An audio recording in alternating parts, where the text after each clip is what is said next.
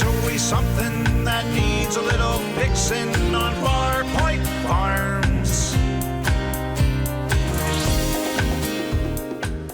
Hey guys, it's Eric, owner of Farpoint Restorations here in the mountains, North Carolina. Tonight we got this beautiful ThinkCar Thinkscan SD. People at ThinkCar reached out to me and asked me if I would be interested in checking this out. I do a lot of scan tool reviews, or have done a lot of scan tool reviews, and I own a lot of scan tools because if you're going to work on all makes and models, you quickly find that some are really good at one thing and others are really good at the rest. Very rarely do you find ones on the pro level anyway that are good at everything. But for mid-level scanners, this looked like a really neat idea, so I said, sure, let's do this thing. So I'm going to go ahead and we'll take a quick look at it before I unbox it. It is the TSK D4.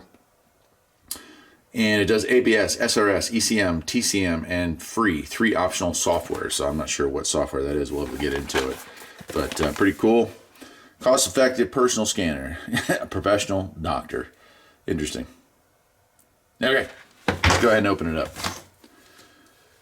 And we're going to plug this into two cars. I've got a really old 95 model, which surprisingly, you're like, wait, 95 and OBD2? Yes, Toyota on the T100 did use a OBD2 port, and so a lot of these scan tools will speak and talk with that. And then I've got a 2018 we'll also play with here. So all right, let's open her up and see what we got.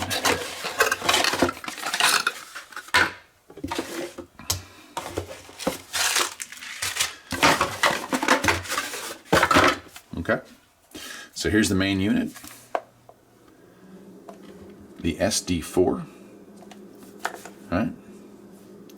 And it says here, please peel this mask off for after application completed. Okay, cool. So that's like a safety protective screen. I'll leave that on there, but I will pull. Oh, apparently not. I'll pull the whole thing off. There we go. Yeah, it's got another one. See down there? So there is a second layer on here that protects that. So that's cool. All right. It does have a USB cable, so I guess down here, yep. We have a micro SD port, which is currently unoccupied, so it must be for upgrades. And then we have a USB port, and I would imagine that's to do our software upgrades. And I won't be upgrading this before using it today, but I do want to show you that apparently it is upgradable, which is really nice. And then we got manuals.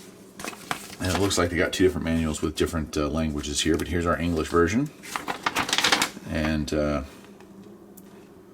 oh wow, so it's Wi-Fi updatable. The system will automatically search in available Wi-Fi networks. That's cool. And then we got features, functions, diagnostic software, and so on and so forth. So what I'm gonna do then, I guess I will update it, but I'll do so off camera. And then we'll take it out to a car and get it plugged in and get it working, okay? Let's do this.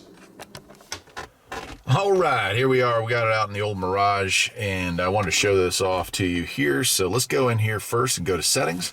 When I turned it on, it asked if I wanted to do updates. For right now, I'm skipping, but I do want to show you this. Here we have ABS, SRS, ECM, and TCM, and it's giving me the option for three other pieces of software. Because I'm not sure which car I want to use this on most, it'll probably end up being that old Volvo I have.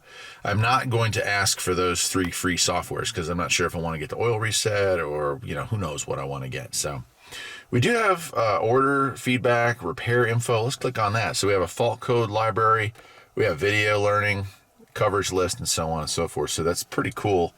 Matter of fact, let's see what kind of videos it comes up with. So it even has, you know, how it operates right built into it. That's pretty cool. Knowledge base, pretty much the learning stuff here. So when you operate a special function, it's going to give you the ability to go in there and learn about that. That's really nice. Fault code library. This is pretty standard on most scan tools now, but you know, P0. Oops, that's 9. It would help if I could see 0, 3, 0, 1, and that should be a misfire code. So let's see if it's aware of that. Cylinder 1 misfire detected. And so there it goes, talking about what it could be, what most likely the cause of the failure would be. So that's really nice for those of you who are, you know, kind of doing this solo. If you're a shade tree and don't have a ton of experience with cars, this will kind of help you through it. Then we have think file. I'm not sure what that is. Okay, so that's where we're going to be keeping our our stuff. So here's previously scanned vehicles, that kind of stuff. All right, Think Store is where we can buy our upgrades. It's asking me if I want that. But right now I don't want to do that, so I'm going to cancel. But here it is. If you go past your 3 and you want to get more, reset, bleeding, AdBlue, depth sensor, basically, airbag reset, battery matching, brake reset, coolant bleeding. Look at all this. EGR adaptation, electronic throttle, gearbox. So you're going to be able to pick any one of these 3 for free. Oh, odometer meters, oil change, seat calibration, steering angle. I mean, there's a lot of stuff here. TPMS, tire reset, window calibration. That's a lot. And then, of course, these upgrades here they don't charge you for the regular, upgrades, for model years and stuff like that. But that's kind of cool. All right, maintenance stuff. I haven't purchased any, but in there would be, hey, let's reset our oil lights, that kind of stuff. So here's what we can get. Again, there's a lot of options there. Okay. But for us right now, I want to go into scan. So OBD2, that would be your generic OBD2. And we can go in there. I don't have any codes in this car currently, but I'll tell you what, we'll go into that first. And then there's I think 6 or 7 different computer types out there. So it's going to go in and try to find on the generic side what we're talking to. Okay, so it's found it. It's found the MIL. It's found that there's no MIL, which stands for malfunction indicator light, or check engine light. It's saying none. No DTCUs. Readiness. So if I want to take my car for a smog check, a state inspection, I need to have all my readiness cleared on newer cars. Some states will allow you 1 incomplete readiness, but most, they want to know that the car has run its self-tests, which can take, 100 miles or so to go through them all. And they want to make sure that this thing has not just been cleared and brought to the smog check station. They want to know that it's actually run through the tests and says that it's okay. Readiness not supported, that means this car doesn't have it. So this car doesn't have an air pump, and I don't know what the other one is, doesn't have, but so that doesn't mean there's a problem. That just means that in this case, this car is not equipped with certain emissions control devices that other ones are. So then we have readiness. We could read live data. Let's see how good it is at that on the generic side. We'll go with throttle position. I don't know if it has air temperature. We'll check that out. And engine coolant temperature. Okay, so we'll go with those, and let's see what we come up with. Well, look at that. Throttle position, if I hit the gas, yep, see it jump up. Ambient temperature outside and coolant temperature. It's a crisp morning here on the farm. Good. So I will say the reaction is very quick when I hit the gas. So it's must be a pretty peppy processor in this thing. So that's interesting. I don't know what compare sample is. Okay, so that would be if you had done other cars, you could compare this car versus another car. All right, and I can save that. Now I have my sample. Okay, so it's recording. I'll go ahead and rev that up and let it down, and that's it. And we're done. So I'm saving it. And now it's saved. So if I were to work on another vehicle, or if I wanted to send this information off to, say, Identifix, well, then you could do that. Okay. Oh, sorry. I'm going to back out of that. So that's pretty cool. I like that. Freeze frames, fault codes, clear fault codes, onboard monitor tests. So onboard generic tests, you may be able to ask it to run like an evap test. Yeah, okay, so you got some stuff. Evap monitor tests. Okay.